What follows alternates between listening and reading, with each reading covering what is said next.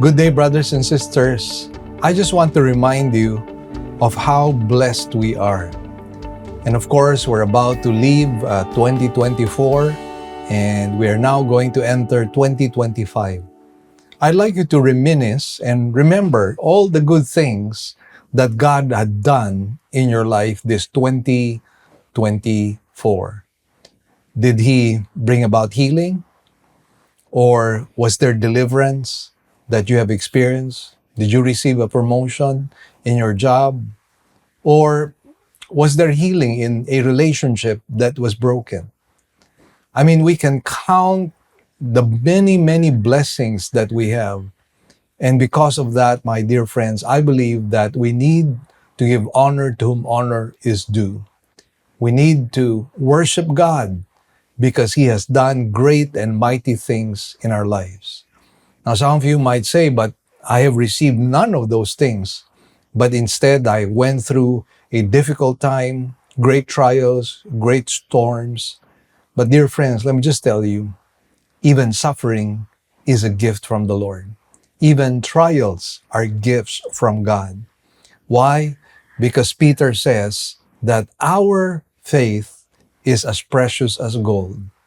And therefore, God continues to prune, He continues to purge and cleanse us from our sinfulness, from the very things that offend God. And that, my dear friends, means that we are truly blessed. Whether we have or we have not, we are still blessed. And that is why, just to meditate on James chapter 1, verse 17, it says, "Every good thing given and every perfect gift is from above, coming down from the Father of lights, with whom there is no variation or shifting shadow."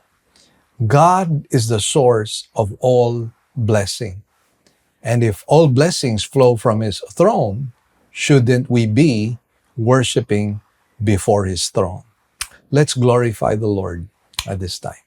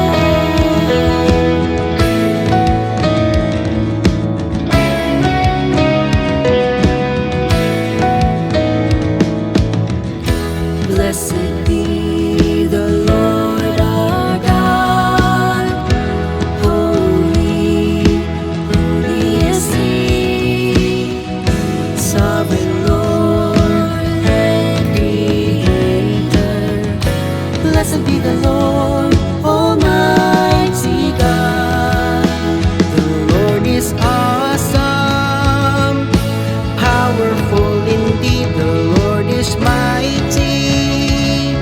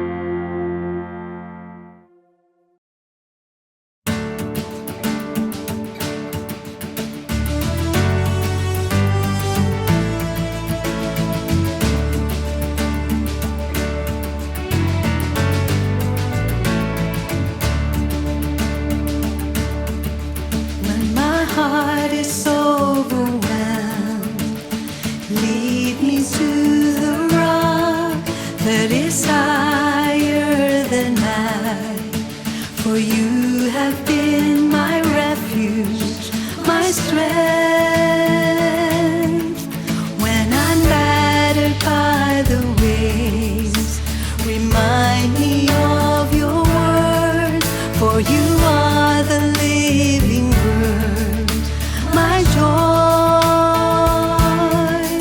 Let me fight a good fight of faith. Let me finish the course. Let me keep the faith, Lord, anchored in your word, sustained by the Lord. Let me hide under your wings. Let me trust in you, my Lord.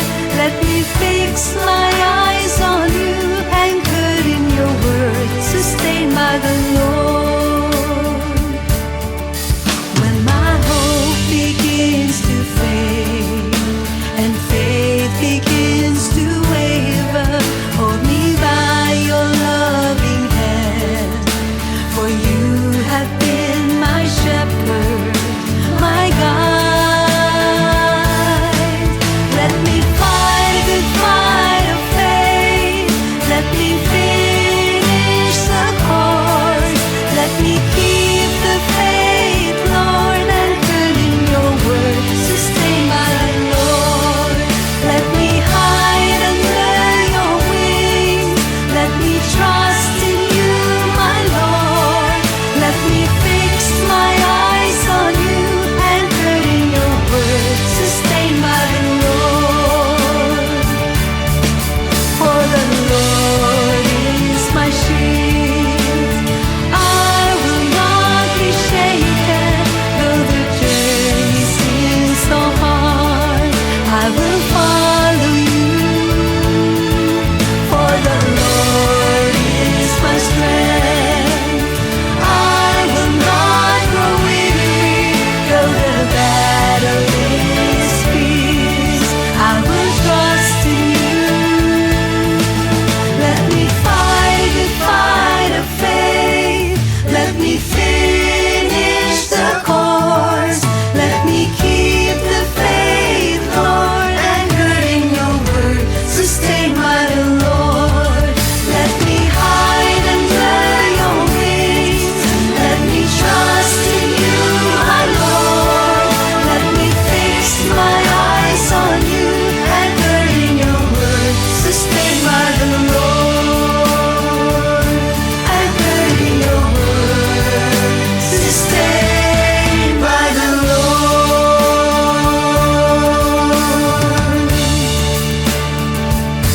Sustained by the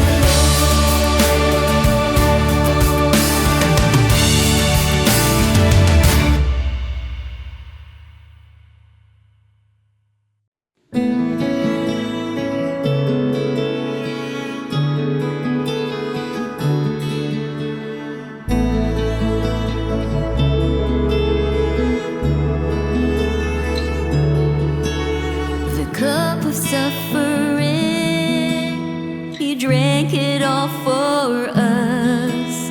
The perfect sinless one, he gave himself for us.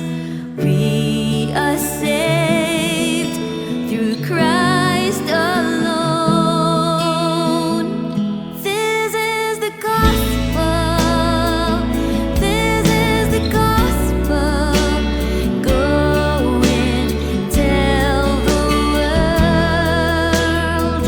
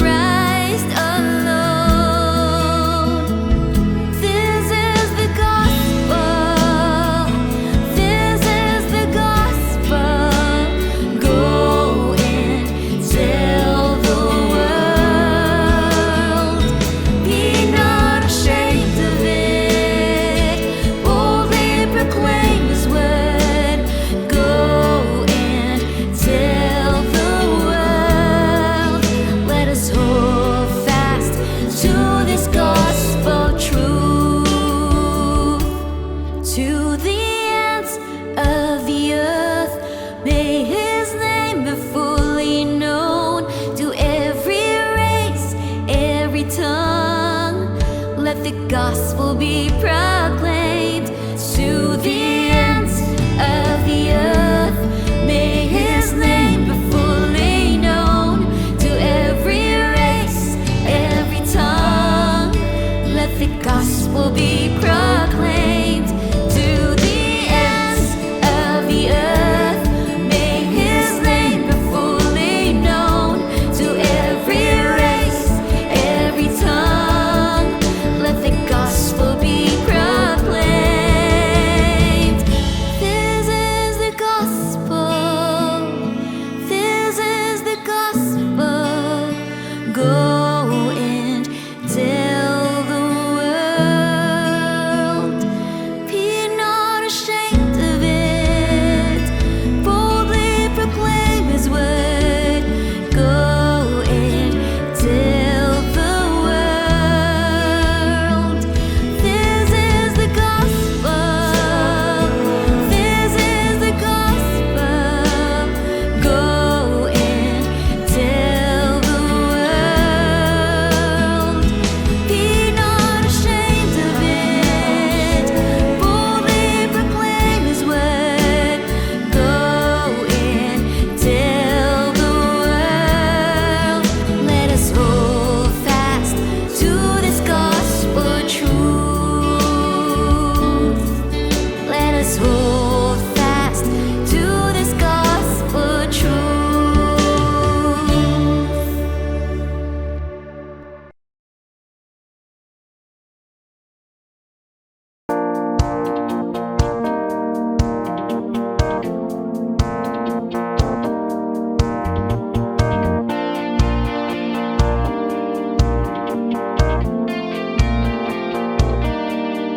For from him and through him and to him are all things.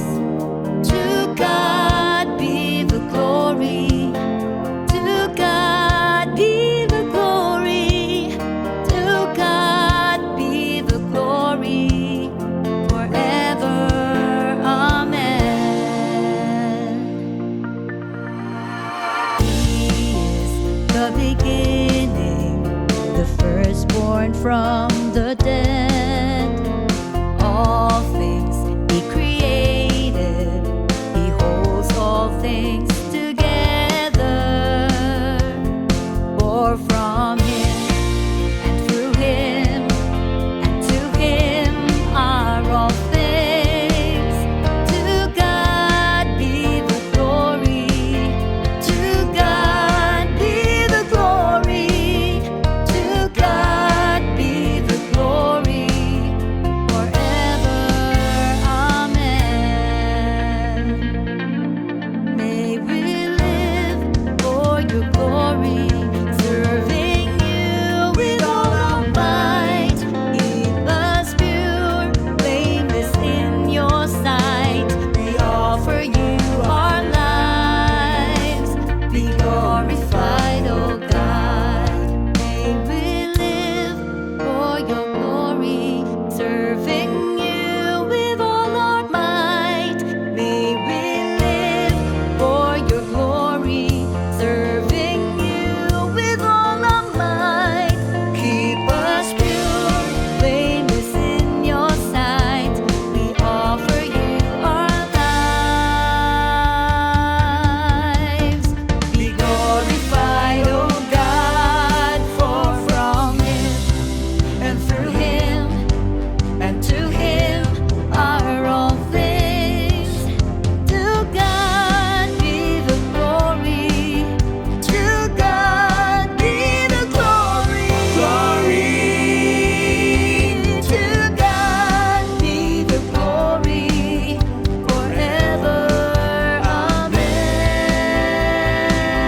Amen. Forever. Amen. To God be the glory. To God be the glory. To God be the glory forever.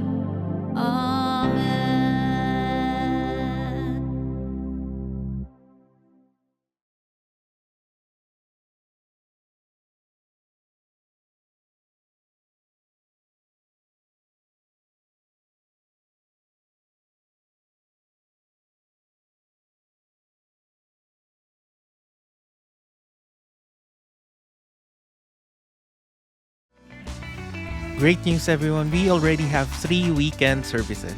Every Saturday at 9 a.m. for the Cebuano service, and 2 services on Sundays at 9 a.m. and 4 p.m. for the English services.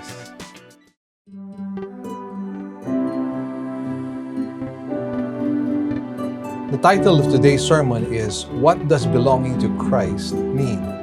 We will take our text from Galatians 5:24 to 25. Let us read verse 24. Now those who belong to Christ Jesus have crucified the flesh with its passions and desires. If we live by the Spirit, let us also walk by the Spirit. Let us not become boastful, challenging one another, envying one another. Let's come before the Lord in a word of prayer. Heavenly Father, we thank you once again for this blessed Sunday you've given us. Lord, we are departing from this year, 2024, and we are now entering 2025. And Lord, as we enter this new year, we pray, Lord, that there will be certain things that will be clear to us, particularly our relationship with you. Dear Lord, make things clear to us that we might know where we stand before you. Because we know, Lord, that if we belong to you, then we don't even need to make New Year's resolutions. Because, Lord, belonging to you means a life that is changed by the power of the Holy Spirit. And so, dear Lord, speak to us today. Minister to us through your Spirit. And Lord, whatever is going to be achieved today, we will give you back the glory, the praises, and thanks. In Jesus' blessed name we pray. Amen and amen. Now, as I mentioned in my prayer, we are now departing 2024 and we're now about to enter 2025. So there is a brand new year ahead of us. And normally, the practice of so many people is to come up with New Year's resolutions. But as we very well know, we tend to overpromise and underdeliver.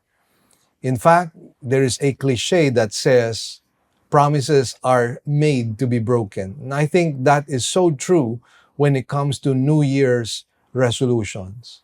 So I think the most important thing, rather than focusing on New Year's resolutions, is to find out where we are exactly in our relationship with the Lord. Because if we are outside of that relationship, then no matter what we promise to the Lord, we will never be able to change ourselves. But then again, if we belong to Christ, we don't even need to promise because the conviction and the sanctifying work of the Holy Spirit will be upon us. And that work will definitely change us. And so the big question for me, the big picture of this passage is, how do I know that I belong to the Lord Jesus Christ? Now, when you ask someone in the street here in our country if he is a Christian, 95% of the time he will say that he is. But the big question is he or she really a Christian? I'd like to share a few statistics which I got, and somehow this tells us that while we claim to be the only Christian nation in Southeast Asia, I believe that is not really true. We may be nominal Christians, but not genuine ones. And I'm talking about corporately, I'm talking about the general population. And so let me just share a few statistics. Adult entertainment site Pornhub announced that the Philippines led countries with the most time spent watching porn in a single visit in 2021. According to the website's 2021 Year in Review report, Filipinos spent 11 minutes and 31 seconds on average topping the list, followed by Japan, 10 minutes and 3 seconds, France, 10 minutes and 2 seconds, the Netherlands, 9 minutes and 59 seconds, and Ukraine, 9 minutes and 53 seconds. There were more females, by the way, at 52% of them compared to the males at 48% spending time on the adult site. Another thing that is bothersome is that cyber porn now deemed the country's number one is deemed rather the country's number one crime. In the last few years, Cordova, which is definitely part of Cebu province, has come to be known as the cyber pornography capital of the country. Cybercrime cases rose by 21.84% in the first quarter of 2024, according to the police anti-cybercrime group. From January to March, the ACG recorded 4,469 cybercrimes compared to 3,668 during the same period in 2023. Considering the age at first drug use, and I'm talking about this time drugs, 41% belong to ages 15 to 19 years old. Nearly 39% admitted to having taken drugs 2 to 5 times a week, while around 25% use drugs monthly and 21% weekly. So, if you look at these statistics, it is quite disturbing. And then let's move on to another statistic. According to the 2022 National Demographic and Health Survey conducted by the Philippine Statistics Authority, 17.5% of Filipino women aged 15 to 49 have experienced a form of physical, sexual, and emotional violence from their intimate partners.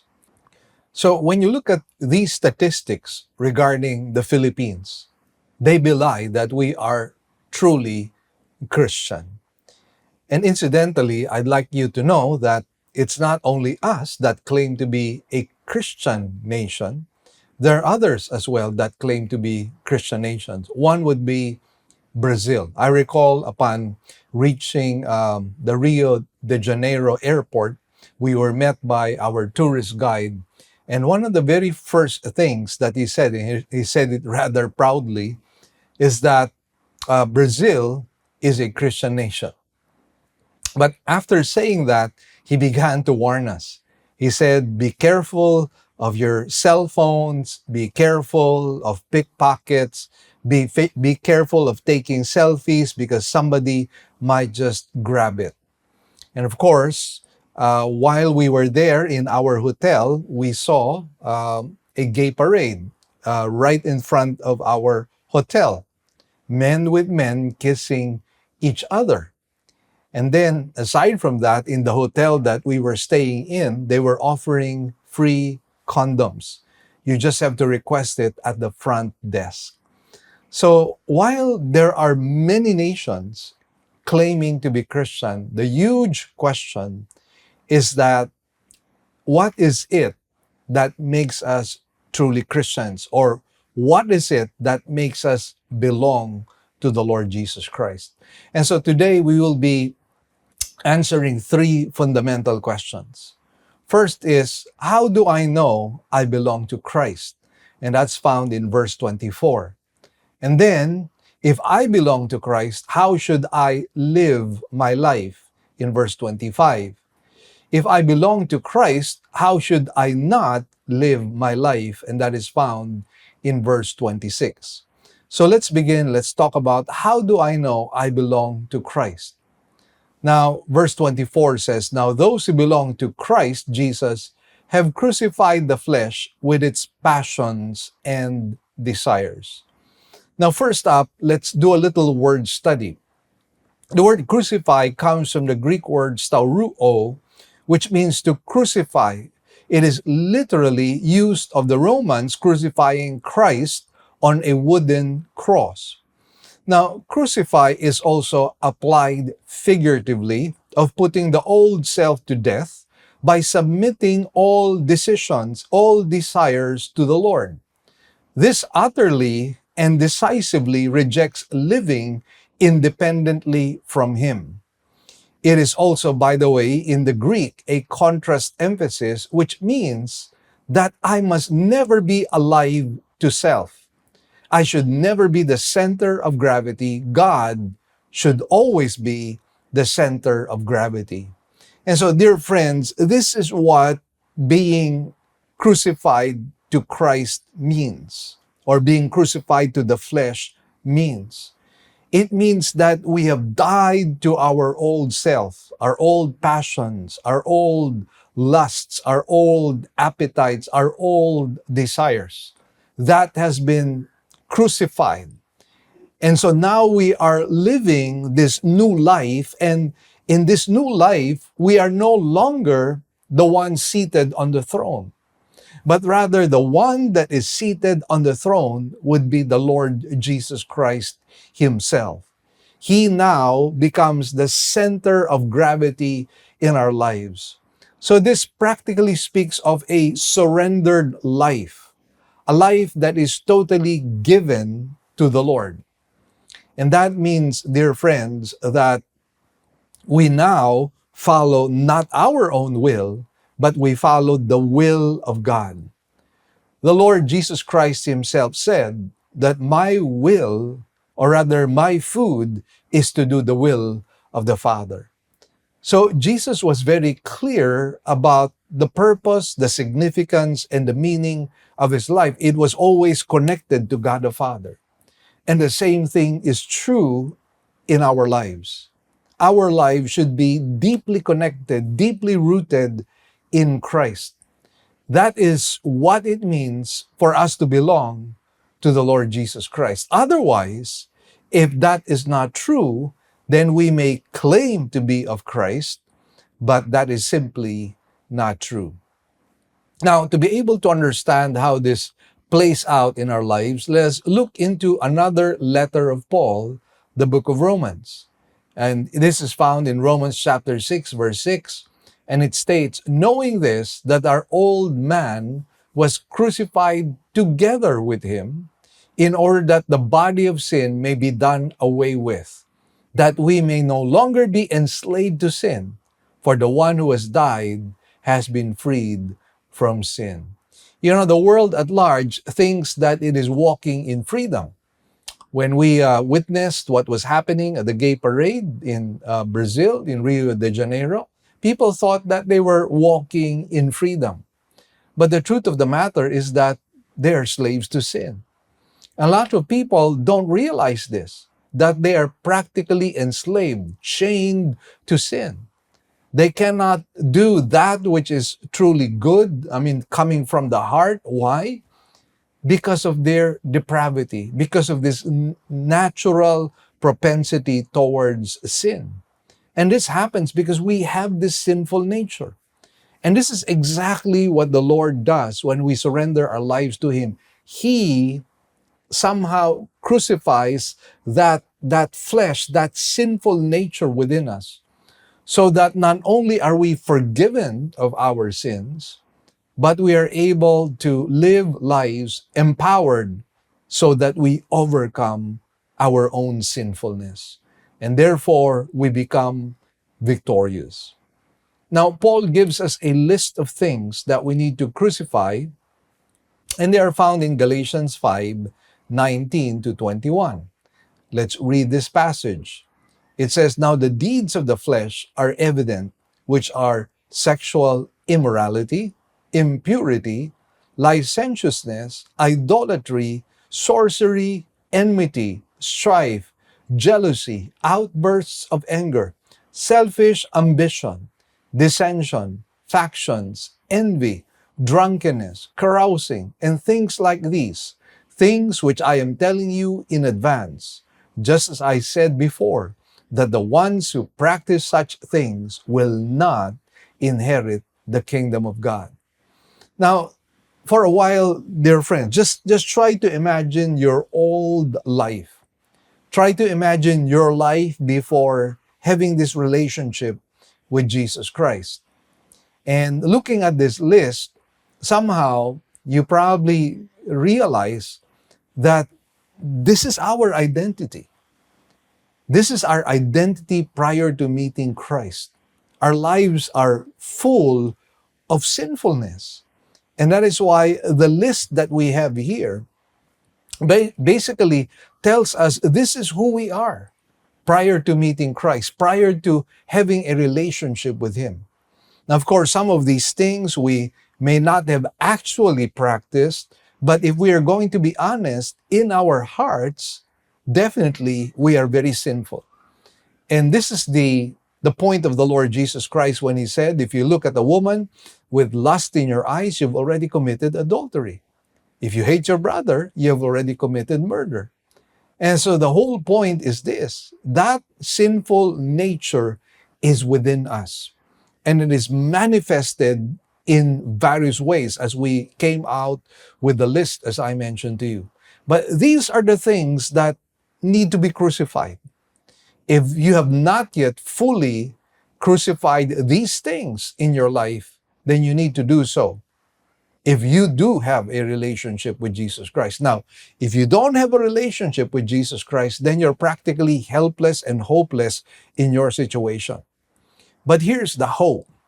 If you turn over your life to Jesus Christ, He will empower you with His Holy Spirit. Understand that the first order that needs to come or take place in your life is you need to be saved.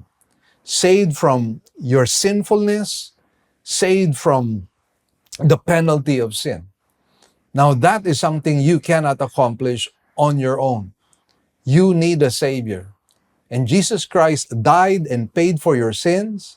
And if you receive Him as Lord and Savior of your life, if you repent of your sins, He will empower you. The indwelling presence of the Holy Spirit will be upon you. And these things you will be able to crucify. Not by might, nor by power, but by God's Spirit. Remember that greater is He that is in us than he that is in the world. And so, dear friends, again, I speak to those who do not yet have Christ. Perhaps this is the time for you to surrender your life. And for those of us who are in Christ and yet somehow have backslidden in our hearts, this is the time to renew our relationship with the Lord by repenting first of all, and then asking God to fill us with His Spirit so that the dominating influence and power in our lives would be the Holy Spirit. And so, friends, we have this list to work on.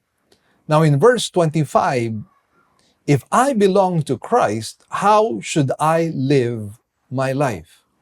In verse 25, it says, if we live by the Spirit, let us also walk by the Spirit. Now, how does belonging to Christ involve the Holy Spirit in my life?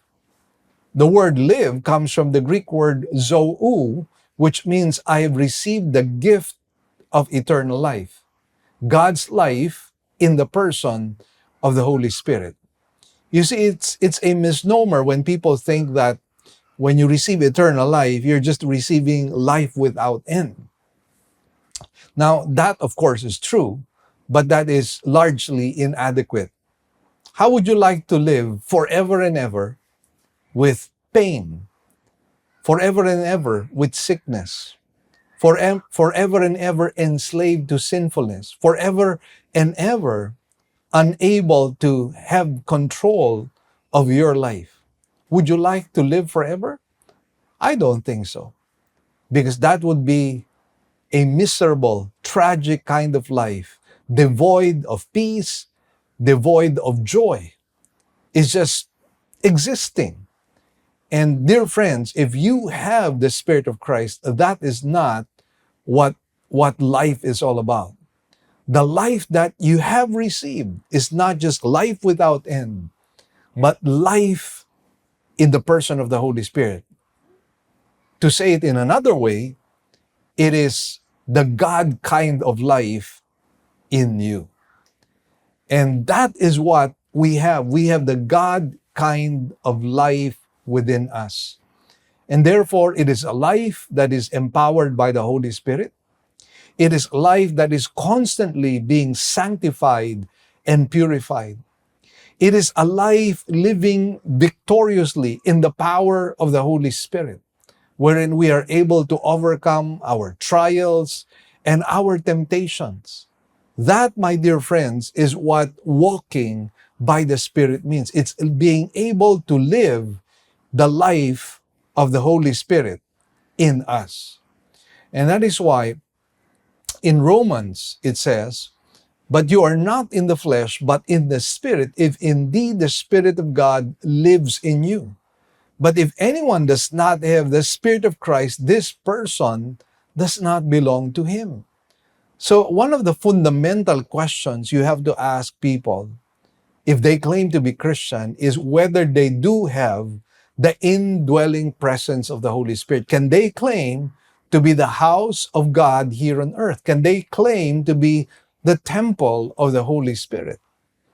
Because the Bible is very clear. If you do not have the Spirit of Christ, you simply do not belong to Him. In verse 14, it says, "For all those who are led by the Spirit of God, these are the sons of God." So clearly, life in Christ is deeply connected to life in the Spirit. Because life in the Spirit is the very life of God in us. And what a glorious life that is. What a powerful life that is. What an overcoming life that is. Now, the word walk here in Greek happens to be a focus emphasis. And by the way, it is in the present tense. This tells us that keeping in step with the Holy Spirit is what it means to live by the Spirit. We have to understand the Spirit in me is not a mere seal or guarantee of my salvation. He is not a guest in my life, but He is the one who actively sanctifies me. The present tense indicates, by the way, that this should be our lifestyle. And so again, dear friends, this is the reason why instead of making New Year's resolutions, what we should be more concerned about is whether we do have a relationship with Christ. And why is that so? It's because when you have a relationship with Christ, that you can claim to have a new life. As the Bible says, if anyone is in Christ, he is a new creation. The old things have passed away, the new has come. Now, Paul gives us a list of things that proves that we are walking in the Spirit in Galatians 5:22 to 23. But the fruit of the Spirit is love, joy, peace, patience, kindness, goodness, faithfulness, gentleness, self-control. Against such things there is no law. One of the things that I normally ask people to do is I want them to change the phrase, "but the fruit of the Spirit," with their own name. Because I believe if we have the fruit of the Spirit, these are the very things that should be present in our lives. And so, just doing a little exercise, and you can do this by yourself where you are right now, replace that phrase, fruit of the Spirit, with your own name. So let's just use the name Joseph, for example. So I can say Joseph is love. Joseph has joy. Joseph has peace. Joseph is patient. Joseph is kind. Joseph is good. Joseph is faithful. Joseph is gentle. And Joseph has self-control. Now, if your name is Joseph, ask yourself the question, is that true? And so you can replace it with your name and then ask yourself, is this me? Now again, these are the things that will prove that I am actually walking in the Spirit. And again, I don't want you to take this casually or lightly, but I want you to look at every single word that is found here and try to determine whether this is true in your life. Now, this is an opportunity for us, by the way, to just do a little self examination. And if these things are not present, then we can come before God, repent before Him, and ask Him to empower us so that we are able to live this kind of life. Now, finally, we go to verse 26. If I belong to Christ, how should I not live my life? So in the first or in the other part, we were talking about how to live life positively. This is how you live. Now, in this particular case, we're talking about the negative aspect of the Christian life, meaning to say, this is how I should not live my life. And so there are things that we should do. There are things that we should not be doing as well. So in verse 26, it says, let us not become boastful, challenging one another, envying one another. So the word boastful is the Greek word kenodoxos, which comes from two Greek words, kenos, which means empty, and doxa, which means glory. That actually means empty glory. Now, that means that you have a self-deluded conceit. You are driven by personal delusions of grandeur. It's really groundless conceit, boasting where there is nothing to boast about. It's empty pride or conceit or mere pretentiousness. This is what F.F. Bruce would say in his commentary on Galatians. And so this is a type of a person who just simply glories in himself when there is really nothing to glory in himself. Now, how can we be boastful when we are all undeserving sinners? How can we boast when all that we have is really from Him? And so if you have certain things in your life, it's because God is gracious. It's because God has gifted you. And as the Bible says, why should we boast as if we have not received things from God? The Bible is very clear. Every good and perfect gift comes from the Father of lights. And that is why we are to be humble. We are to have this posture of humility. Remember this, God hates pride, and He is always opposed to the proud. But as the Bible says, He gives grace to the humble.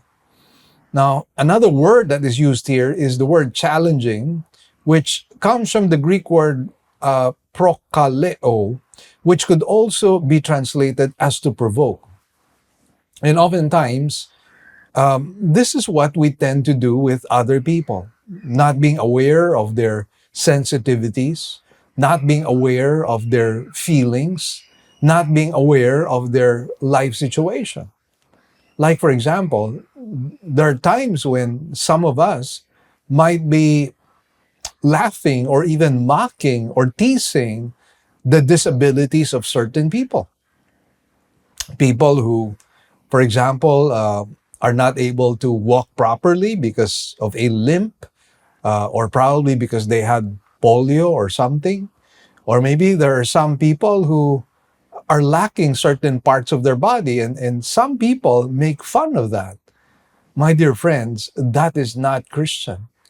We should never ever provoke people because we are to be sensitive to their feelings. We are to be mindful. We are to put ourselves in the shoes of other people.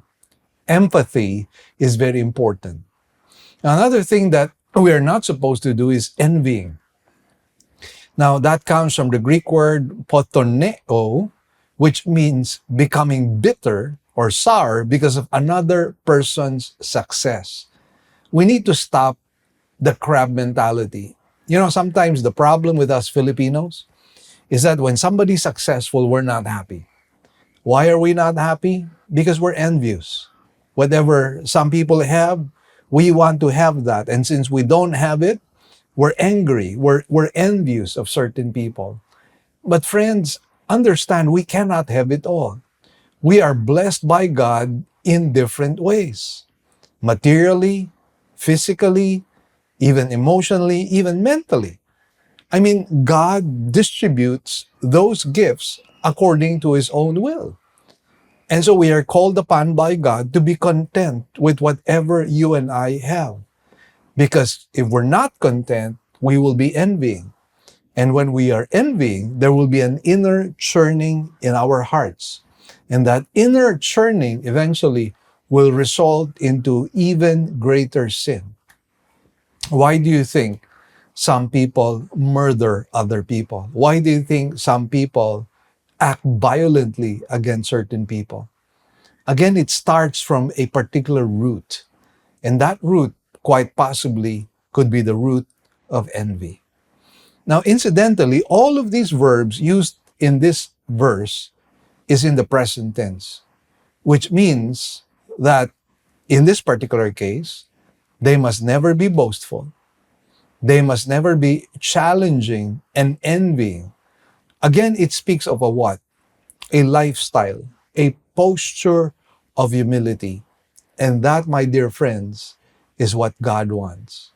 And so again, as we are about to leave behind 2024 and we're about to enter 2025, the question is, the question that I believe we should be asking is not, what are the things I need to change? But rather, I need to ask myself, do I belong to Christ? Answer that fundamental question. And that is the first question you need to be able to answer. If you are not yet a Christian, come before Him. Humble yourself before Him. Receive Him into your life. Understand salvation is not your work, because you cannot be saved by good works. You can only be saved by the finished work of Jesus Christ on the cross. And not only will He forgive you of your sins, He will give you the power to overcome temptation and overcome your sinful nature. And when that happens, you don't need New Year's resolutions. Why? Because the laws of God have now been written in your heart. Let's celebrate the Lord's Supper today. Let me read 1 Corinthians chapter 11, verses 23 to 24. For I received from the Lord that which I also delivered to you, that the Lord Jesus, in the night in which He was betrayed, took bread. And when He had given thanks, He broke it and said, "This is my body, which is for you. Do this in remembrance of me." In the same way, He took the cup also after supper, saying, "This cup is a new covenant in my blood. Do this as often as you drink it in remembrance of me." Dear friends, let us now remind ourselves with memorials that remind us of how we were saved. We were saved not by our own selves, not by our own good works, but rather through the work of Christ, as represented in the Lord's table. The wine symbolizes the blood of Jesus, and the Bible says, without the shedding of blood, there can be no remission of sins. The bread here symbolizes the body of Christ, which became our substitute. We were the ones who were supposed to be nailed to the cross, but Jesus took us aside and He took our place. And because of that, we understand that salvation is all by God, all by grace, all by faith. And may I add, it's all by Christ. Our contribution is zilch. We did nothing. And so we are thankful to the Lord for what He has done. Let us pray. Thank you, Lord, for these elements that remind us of what You have done for us.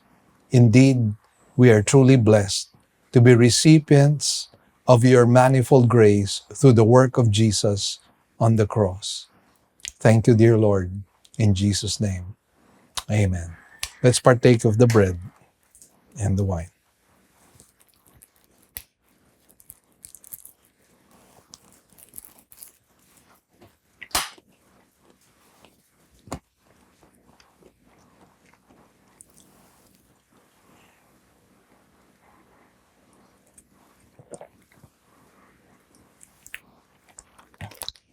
Thank you, Jesus. Thank you, Lord.